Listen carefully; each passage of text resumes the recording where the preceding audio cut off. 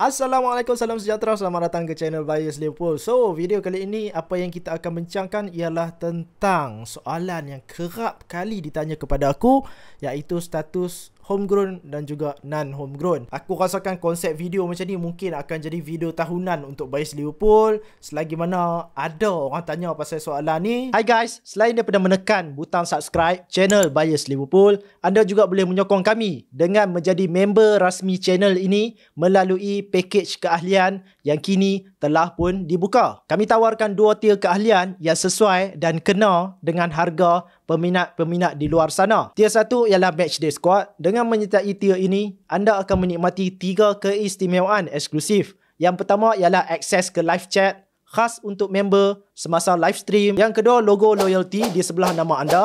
Dan yang ketiga, emoji-emoji khas yang boleh digunakan semasa live chat dan juga komen. Tier 2 ialah Starting 11.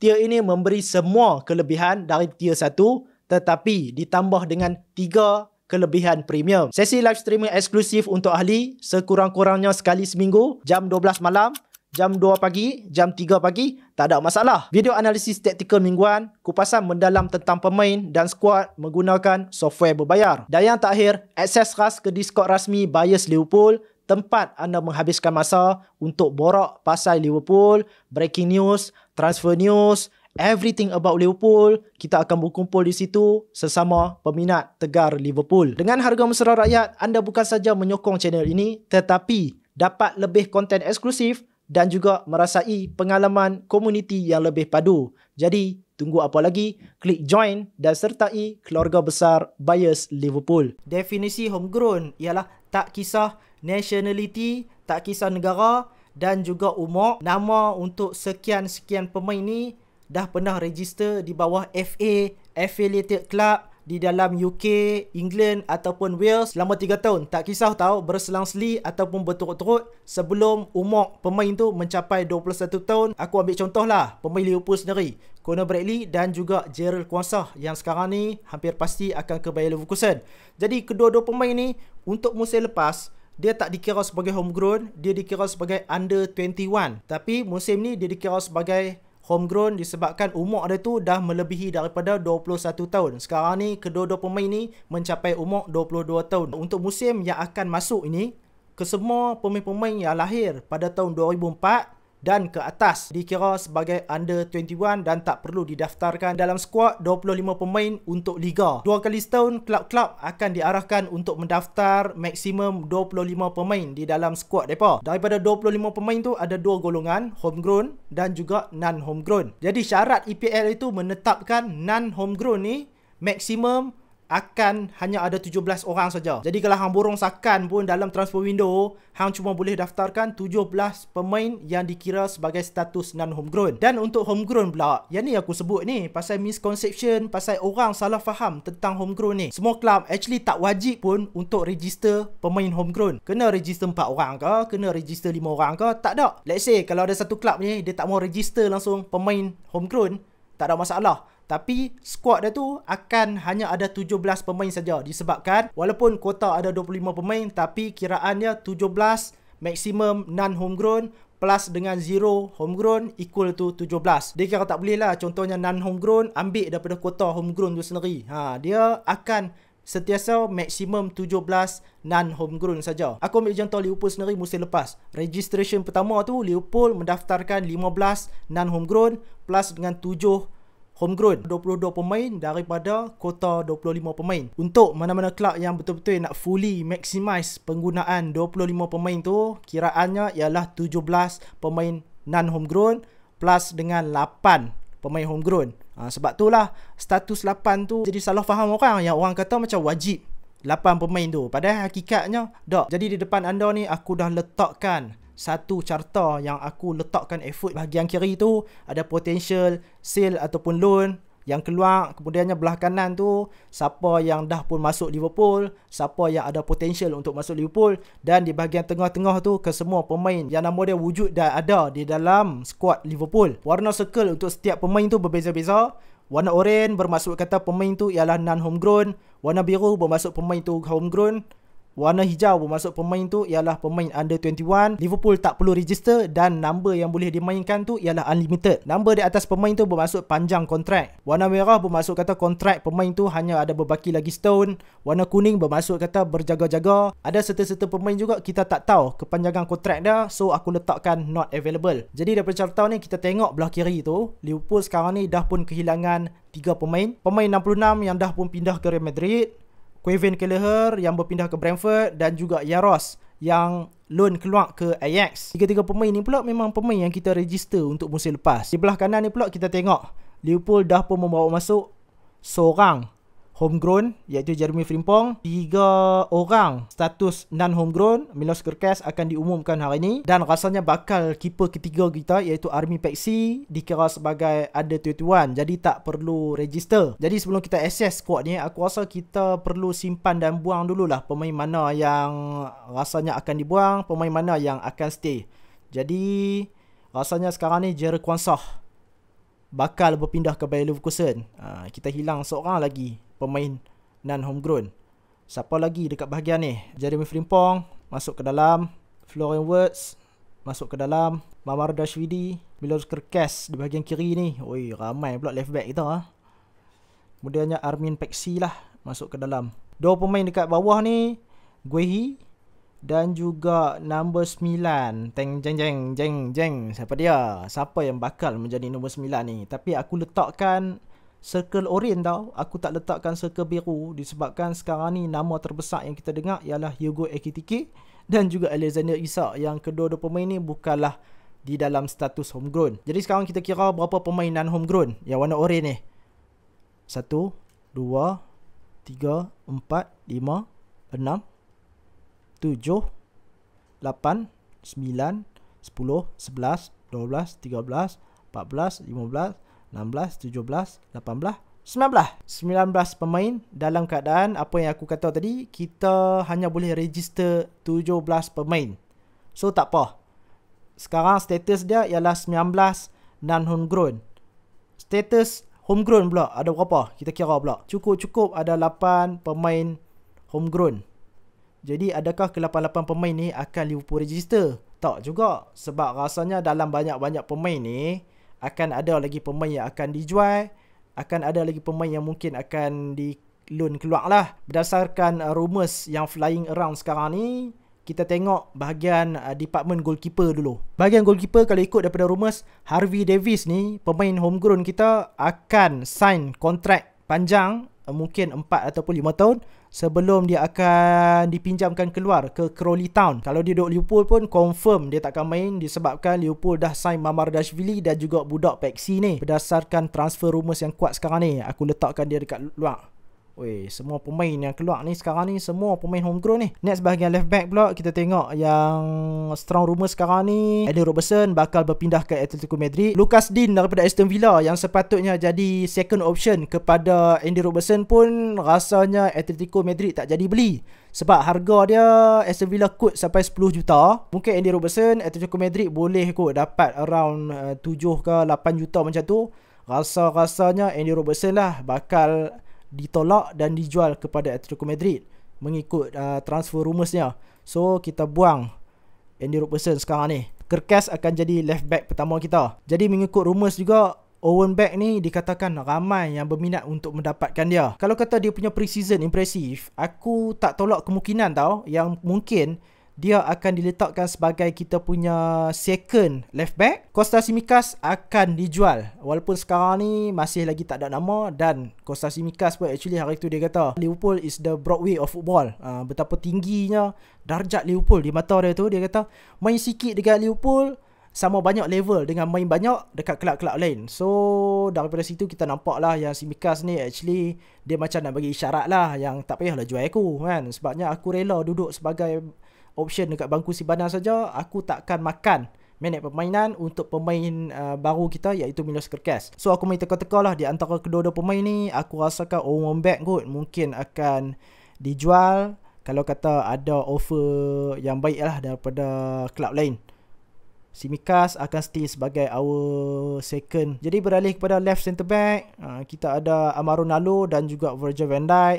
Kedua-dua ni memang akan stay lah, confirm akan stay. Joe Gomez pula ialah Swiss Army Knife Liverpool yang boleh bermain across the back line. Even dekat CDM pun dia boleh main. Dia dah pun bermain dengan Liverpool 10 tahun. Kalau ikut berkhidmat 10 tahun ni, dah boleh dapat anugerah dah. Dah boleh dah main match testimonial. Aku rasa dia akan stay sebab dia ni ialah satu member yang sangat-sangat valuable lah untuk Liverpool. Sekarang ni persoalan ni ialah Ibu Konate ni.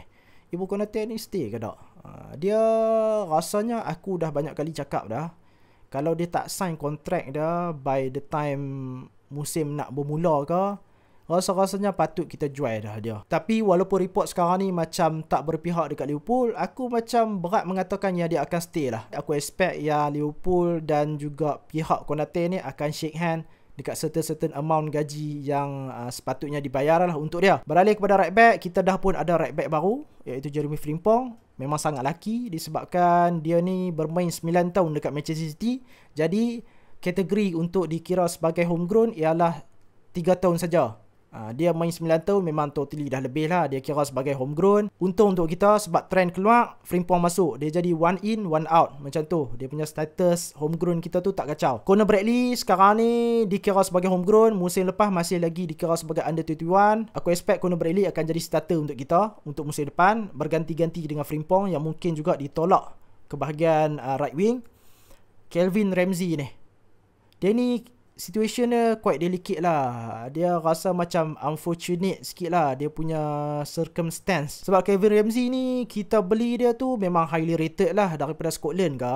Tapi masalah dia, loan dia tu tak menjadi. Bila loan tak menjadi, status sekarang ni dia masih lagi non-homegrown. Menjadikan situasi dia tu tak menarik lah untuk Liverpool maupun untuk kelab-kelab daripada EPL yang nak beli dia. Dia tak cukup 3 tahun duduk dekat England. Aku rasa Kevin Ramsey ni memang pergi lah.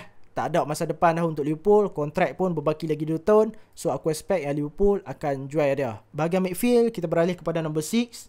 Ada 5 pemain.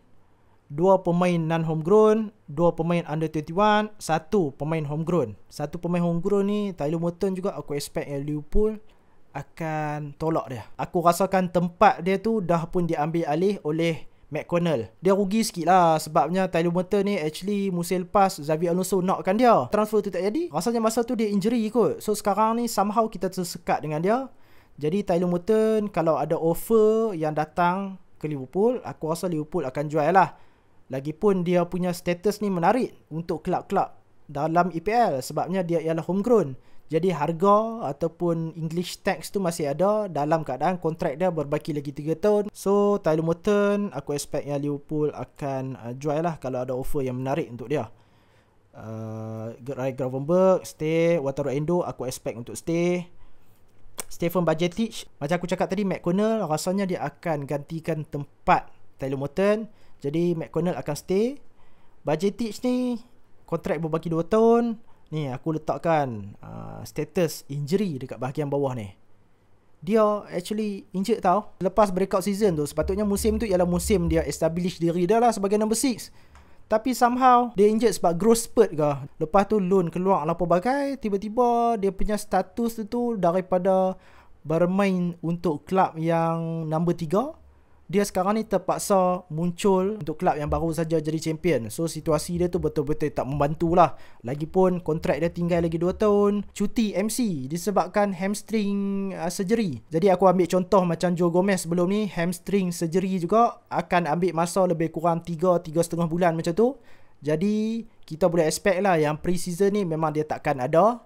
Rasa-rasanya Liverpool pun mungkin tak boleh jual dah disebabkan siapa yang nak beli. Selepas recovery daripada injury tu pun kita tak tahu injury dia tu akan berulang ataupun dia dah jadi one off saja. Stay pun aku rasa tak ada masalah pun sebab dia ni tak kacau pun status non-homegrown ke apa. Dia under 21 lagi. Kalau let's say dia tak impress dan tak boleh bermain seminit pun, aku rasa by Januari nanti mungkin dia akan dijual lah. So Bosley memang confirm akan stay lah. Harvey Elliott aku jangkakan akan dijual.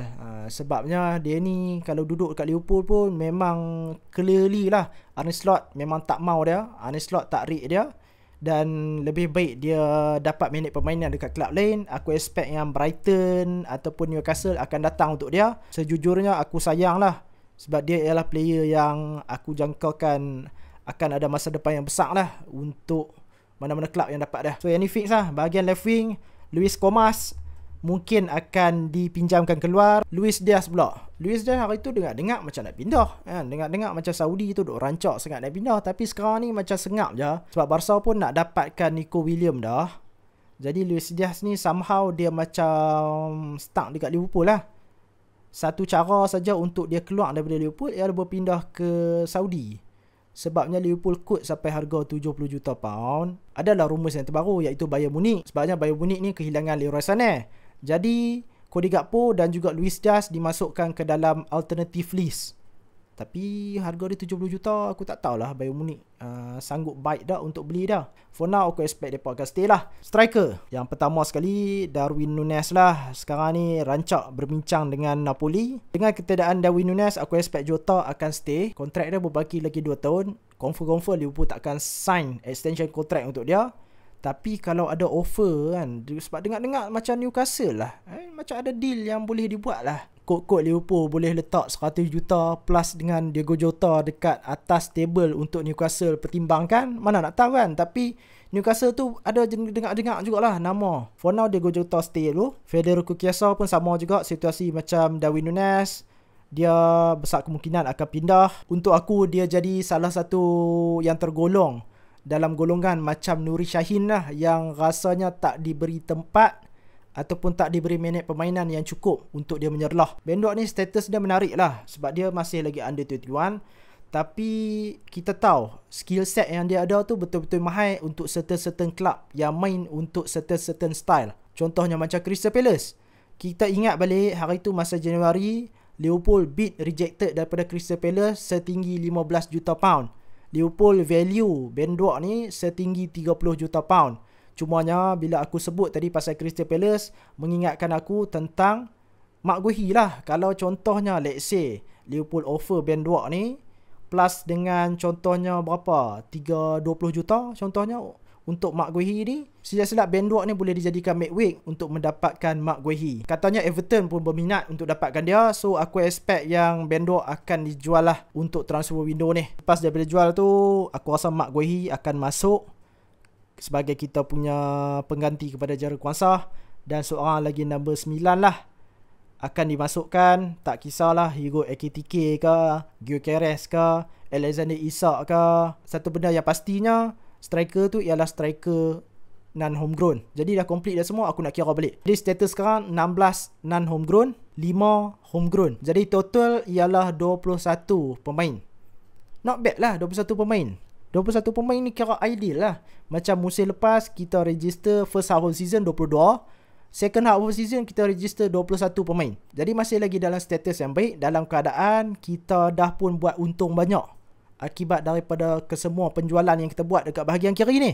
Kita tengok Kelleher 100% profit, Trent Alexander-Arnold 100% profit, Tyler Morton, Harvey Elliott, Jarrell Quansah, kesemua pemain-pemain yang biru ni 100% profit disebabkan book value mereka tu kosong dan juga mereka ni datang daripada akademi. Kalau semua pembelian ni menjadi, kita buat masuk Marc Guehi dan juga seorang striker.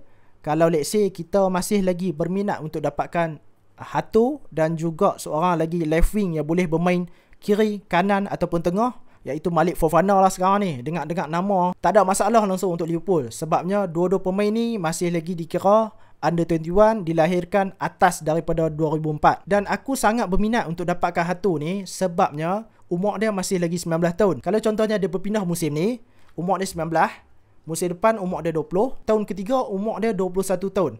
Jadi by the time dia dah sampai umur 21 tahun tu, dia dah pun dikira daripada under 21, dikira sebagai homegrown. Status homegrown dia tu akan datang handy lah untuk masa depan. Dekat awal video tadi aku dah terangkan pasal membership Buyers Liverpool. So aku harap hampa tolong support aku dapatkan that membership. Sekarang ni gaji mah kan, sekarang ni musim gaji, hari gaji. Jadi spend sikit untuk support aku so that aku lebih bersemangat untuk buat video. Aku boleh hidup dalam masa yang sama, channel ni juga boleh hidup. Thank you for watching. Jumpa lagi di next video.